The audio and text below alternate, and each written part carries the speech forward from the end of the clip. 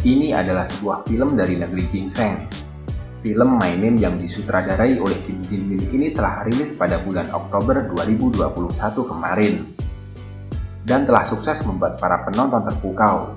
Tak butuh waktu lama. Setelah tayang serial ini, My Name langsung mendapat di deretan top list Netflix bersama Squid Game dan film unggulan lainnya. Film yang mengisahkan dari anak seorang buronan gembong narkoboy. Gadis remaja polos yang masih duduk di bangku sekolah telah berubah menjadi pembunuh yang sangat kejam setelah bergabung di sebuah organisasi demi membalas dendam kematian ayahnya. Karena tepat di hari ulang tahunnya yang ke-17, ayahnya dibunuh oleh seseorang misterius di depan mata kepalanya sendiri. Oke, nggak usah kesuwen, gas lur.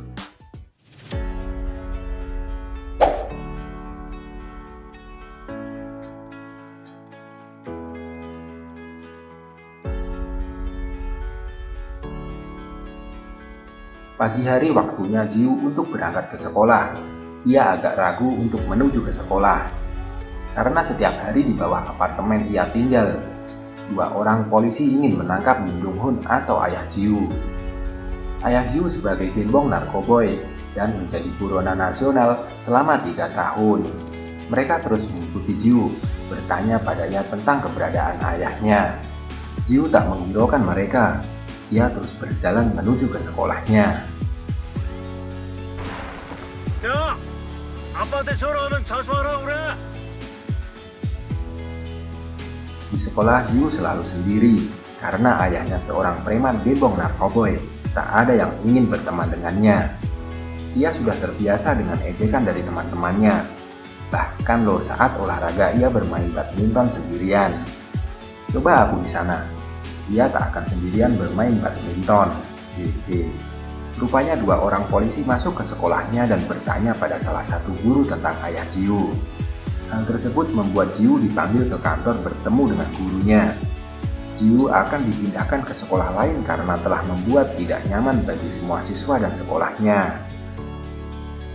Bersamaan pula ia mendapat pesan dari ayahnya. Kini ia kembali ke kelasnya. Dan seseorang telah memasukkan sesuatu ke dalam tasnya lalu mengejeknya, yang membuat Jiu marah dan menghajar mereka satu persatu.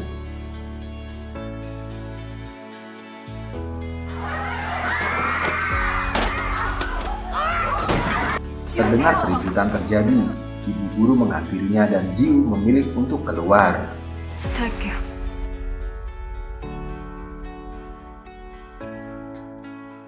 Merasa tertekan dengan pantauan 2 polisi itu, Jiu memukul spion mobil dan melemparkan tasnya, membuat polisi keluar dari mobil dan mengejar Jiu.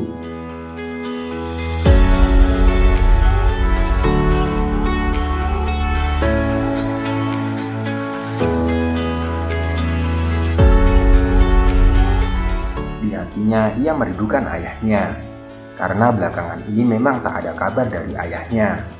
Ia tiba-tiba muncul di hari ulang tahun Jiu. Polisi masih menunggu ayah Jiu di dekat apartemennya, tapi Jiu tak menggubrisnya. Ia naik dan menuju ke kamarnya.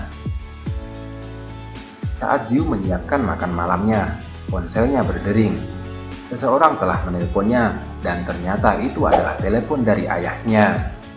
Sang ayah sengaja menelpon untuk mengucapkan ulang tahunnya yang ke-17. Ia memberikan kado tepat di depan pintu kamarnya. Di sana Jiu sangat kesal dengan ayahnya karena sudah membuat hidup Jiu menjadi susah. Ia juga memberitahu kepada ayahnya kalau selama ini polisi telah mengikutinya. Sang ayah berjanji akan membereskan semua dan Jiu disuruh untuk menunggu ayahnya pulang. Tapi Jiu malah berkata, 죽었다고 생각할 때까지 배우지 마. Setelah Dong Hoon melihat pesan dari putrinya, ia menyuruh Taeju untuk turun dan ia lekas menuju ke apartemennya untuk membereskan semuanya.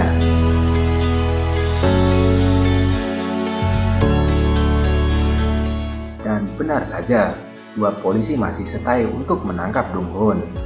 Lantas semua dihajarnya. Lalu ia lekas menuju kamarnya untuk menemui putrinya. Tapi Jiu tertidur dan pintu tak bisa dibuka oleh Dong Hoon. Tiba-tiba seorang datang menghampiri Donghon. Jiu yang mendengar suara dari luar, ia bangun dan melihat dari lubang pintu.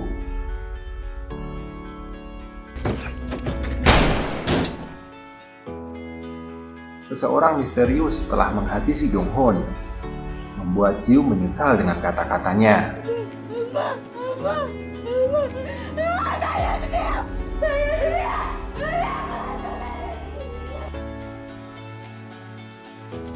Kesedihan mendalam untuk Jiu.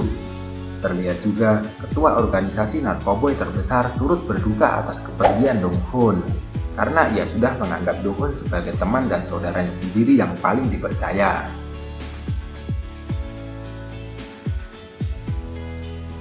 Sebelum jenazah ayahnya dikremasi, Jiu mendapat kesempatan untuk melihatnya. Ia teringat saat pergi ke pantai bersama ayahnya. Di sana sang ayah ingin mengajak Jiu tinggal di rumah yang berada di pinggir pantai setelah pekerjaannya selesai, menjalani hari dengan suasana yang tenang.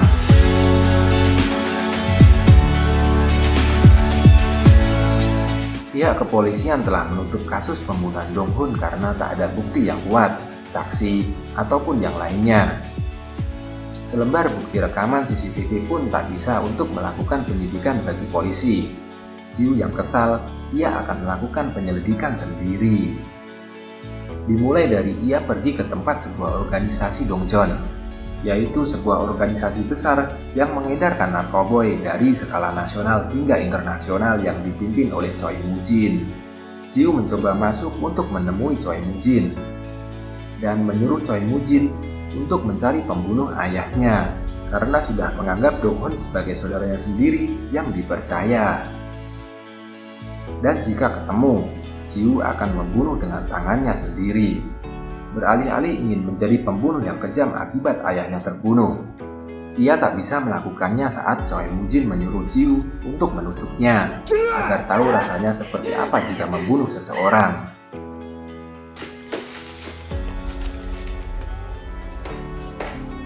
Tak lama setelah ia pulang dari tempat gembong narkoboy terbesar, tiba-tiba ada yang mengetuk pintu. Lantas Jiu mengintip dari lubang pintu dan terlihat seperti orang yang mencurigakan. Karena beranggapan tak ada orang di dalam, ia pergi meninggalkan tempat itu dan Jiu berusaha mengejarnya dengan sebilah tongkat di tangannya.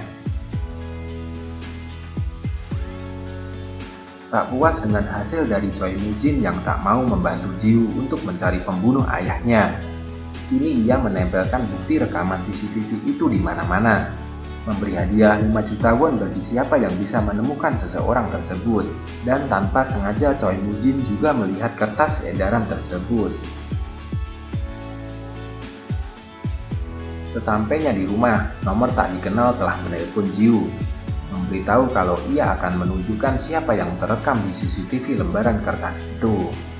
Jiu akan menemuinya dengan membawa imbalan uang sebesar 5 juta won.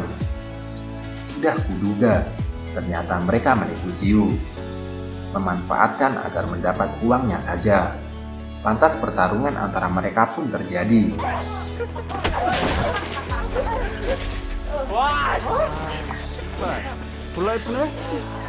Tapi sayang, Jiu yang masih lemah tak bisa melawan mereka. Akhirnya Jiu diikat dimasukkan ke bagasi. Beruntung saat di perjalanan, tiba-tiba ada yang menolong Jiu, menghajar mereka dan membebaskan Jiu. Tak lain ia adalah Choi Moo-jin bersama anak buahnya dari organisasi Dongjeon. Di sebuah tempat tepi laut, Jiu bercerita kalau ia benar-benar ingin membalas kematian ayahnya meskipun berdampak negatif pada kehidupannya. Dan Choi Moo-jin akan membawa Jiu untuk belajar menjadi seseorang yang tangguh.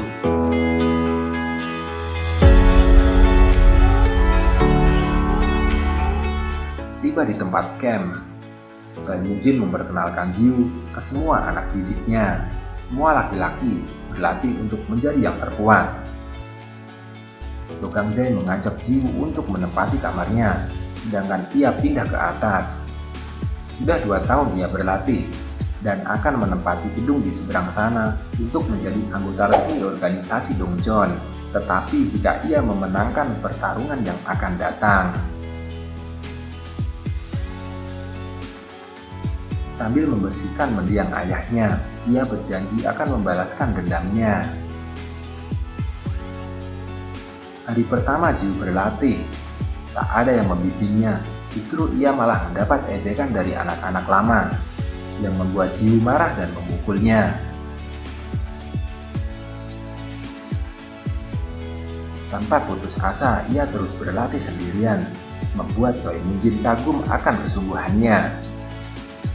Lantas ia mengajak Jiwoo untuk bertarung melatihnya.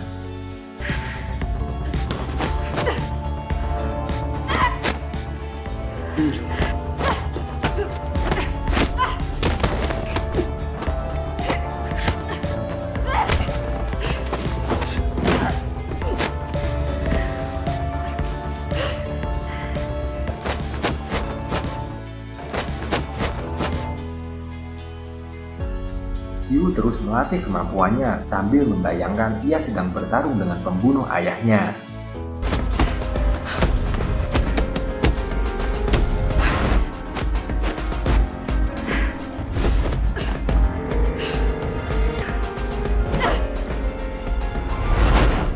Dan akhirnya yang ditunggu-tunggu telah tiba.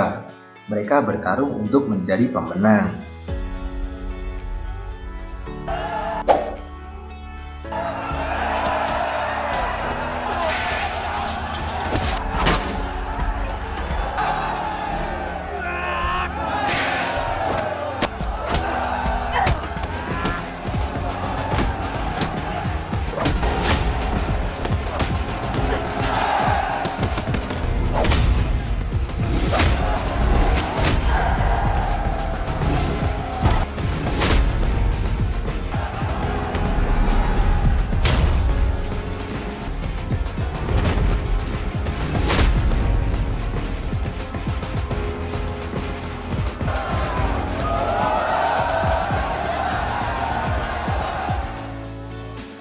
아직 막내가 남은 것 같은데.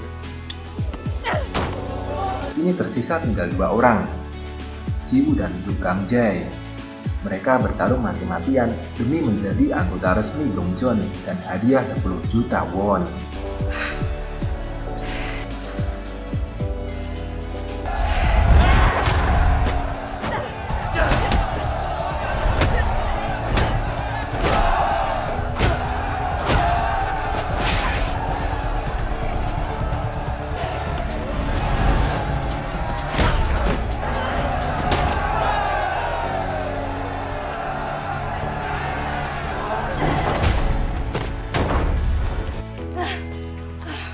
Dan pertarungan kali ini dimenangkan oleh Jiwoo.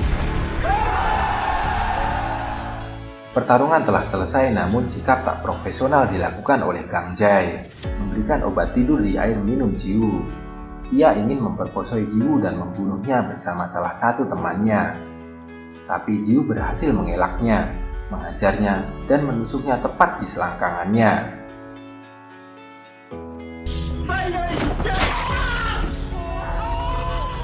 Jiwoo berlari dan Gang-jae mengejarnya. Namun aksinya diketahui oleh Taiju, membuat Gang-jae menghadap ke bos besar. Wajah, lengan, atau kaki. Gang-jae disuruh memilih salah satu untuk dihancurkan oleh Choi Moon-jin. Karena anak bawaannya Choi Moon-jin sendiri telah diganggu oleh Gang-jae, dan ia harus mendapat ganjarannya. 잘못했습니다. 죽이지는 않을 거야. 몰라. 내가 직접 데려오나요.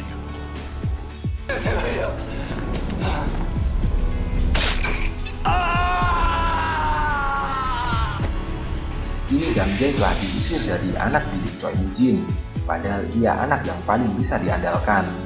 Sebuah rumah makan yang dulu sering dikunjungi ayah Jiwoo dan Choi Moon-jin, kini menjadi tempat pertemuan antara Jiwoo dan Choi Moon-jin. Mulai hari itu, nama Yoon Jiwoo telah tiada. Begitu juga di camp. Taiju memberitahu kepada bawahannya kalau Yoon Jiwoo telah mati dibunuh Gang-jae. 도강제는 제명이다. 강제가 여자애를 죽였다. Dan Gang-jae resmi dikeluarkan dari anak didik Dongjeon. 오혜진, 넌 이제부터 그 그 여자 이름으로 산다. Yap, ini nama Jiwoo menjadi Oh Ye-jin, nama baru untuk menyusup ke musuh Dongjeon. Dan Choi Moo-jin memberikan bukti senjata kepolisian yang dipakai untuk membunuh Dong-hon atau ayah Jiwoo. Ia juga memberitahu kepada Jiwoo kalau yang membunuh ayahnya adalah seorang polisi. 동훈이를 죽인 놈은 경찰이야. Dan untuk menemukannya, Jiwoo harus masuk menjadi anggota polisi dengan identitas baru yang diurus oleh Choi Moo-jin. Nama baru, rambut baru, dan Jiwoo resmi menjadi anggota organisasi Dongjeon.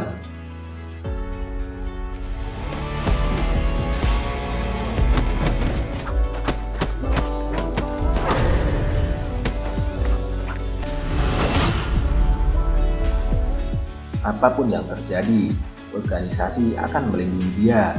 Tapi jika ia berkhianat, organisasi akan membunuhnya. Bersamaan pula ia resmi menjadi anggota polisi dengan identitas baru, yaitu Oh Ye-jin.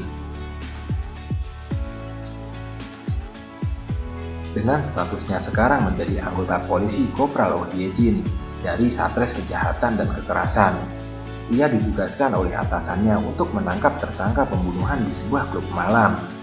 Ye-jin mencoba masuk untuk melakukan penangkapan. Sebuah kamar telah terlihat seorang wanita yang sedang sakit.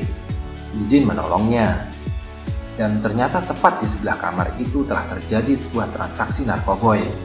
Ye-jin mengintip, lalu ia memecahkan kaca dan menghajar mereka.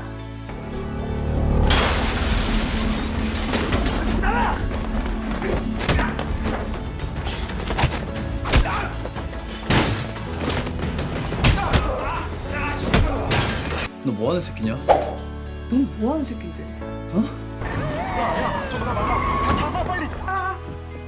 강력 2팀 오해진 경장입니다.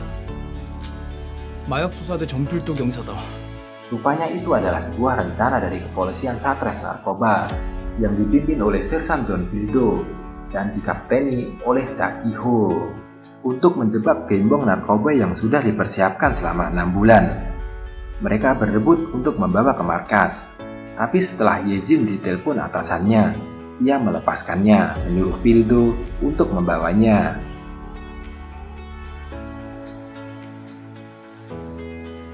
Terjadi perkelahian di pelabuhan. Dengan santuinya, Choi Moo-jin berjalan didampingi Taiju. Ia menemui seseorang yang telah mengkhianati organisasi Dongjeon. Sudah 10 tahun mereka kerjasama, menjadi distributor untuk mengedarkan narkoboy. Namun Bae Jung-woo malah menerima pasokan narkoboy dari organisasi lain. Karena Choi Moo-jin ini sangat kejam, maka tak ada ampun baginya. Bae Jung-woo dibawa ke mobil, dibunuh dengan gas beracun.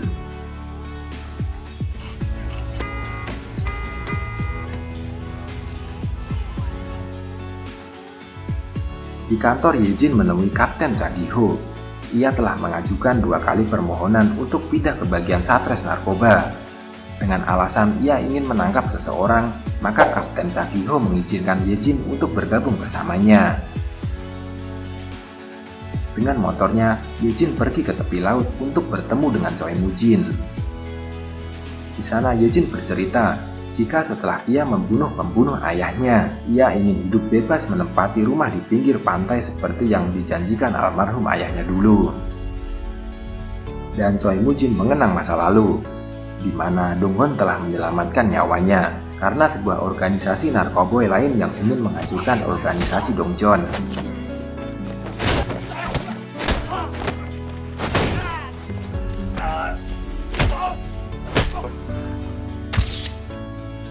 Choi Moo-jin menyerahkan pisaunya kepada Ye-jin, menyuruh membunuhnya ketika menemukan orangnya. Di ruang interogasi, Bildo dan rekannya sedang menginterogasi Chang-go, pria yang tertangkap saat di sebuah klub malam kemarin. Mereka mendesak Chang-go untuk memberitahu siapa bosnya, tapi ia tak mau menjawabnya, beralih menjatuhkan kawannya dengan narkoboy jenis permen.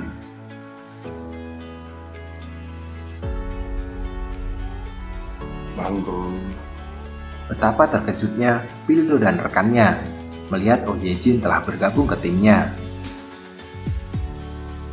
Porsi baru untuk Ye-jin, Tapi saat ia ingin mengakses ke sistem investigasi, ia selalu ditolak. Ternyata Yejin belum terdaftar di sistem investigasi Satres Narkoba. Rekannya akan mendaftarnya. Langkah pertama untuk mencari tahu siapa orang yang selama ini ia cari. Tugas pertama untuk Yejin setelah gabung bersama Pildo. Pildo menyuruh untuk membawa Manggo keluar. Lalu Yejin segera masuk dan bertemu dengan penjaganya. Tak butuh waktu lama, Yejin menghajar semua pengawal Manggo. 이또야, 슈팅 들어갔냐? 예, 망고 약 들고 튀어나올 겁니다. 준비들 하십시오. 아, 이게 왜 이렇게 오래 걸려? 몇 분 됐냐? 들어가죠. Pildo akhirnya masuk dan ia kaget dengan ulah Yejin yang menghajar semua anak buah Manggo.